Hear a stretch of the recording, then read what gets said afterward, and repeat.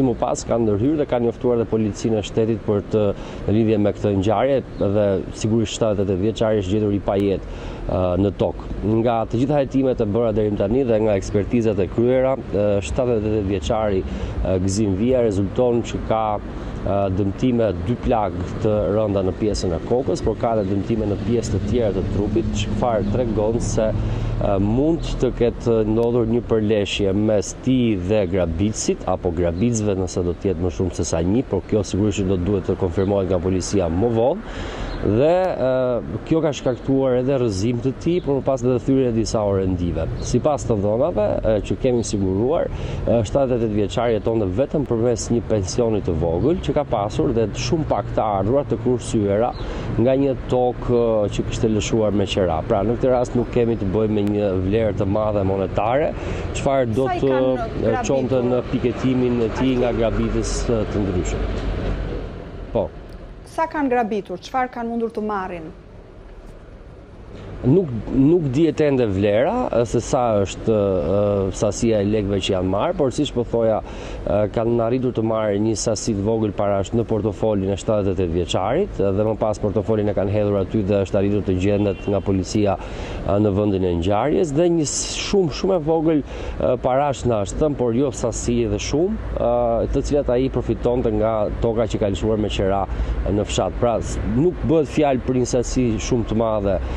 lekësh dhe prandaj thash edhe dyshimet e policisë janë se mund të jetë një person i afërt i cili e njeh dhe mund të ketë hyrje dalje me të, sepse një ditë më përpara në oborrin e banesës 78 vjeçarit ishte bërë dhe kaputja e telit të energjisë elektrike i cili ndriçonte oborrin e banesës dhe duket se ka qenë e para përgatitur situata ashtu siç lë të kuptohet që personi që mund ta ketë bërë diçka të tillë ka pasur njohje dhe hyrje dalje më të moshuarit sa që ka arritur të bëj edhe veprime të tilla. Policia thotë se është shumë pranë autorit, por i duhen edhe disa fakte dhe prova të tjera për të çuar më pas në publikimin e emrit të tij dhe në ndalimin e tij, por sigurisht që sot është rikthyer edhe një herë në zonë me shkakun e vetëm që të rikrijojnë edhe një herë të gjithë skemën e mundshme se si ka ndodhur ngjarja dhe për të kuptuar diçka më tepër se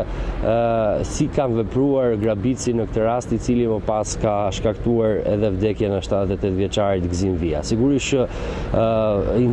mbetet e çuditshme fakti që edhe të afërmit, sepse edhe shtëpitë në zonë janë shumë pranë njëra tjetrës, qoftë në të dyja krahët e banesës, qoftë dhe në pjesën e pasme, një pjesë tjetër të banesave i ndan vetëm një rrugë ngushtë.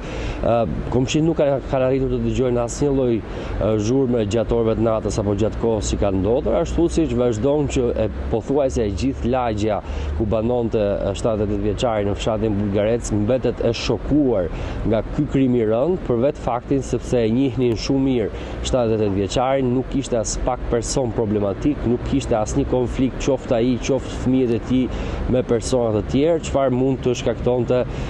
një situatë kaq të rëndë siç ka ndodhur.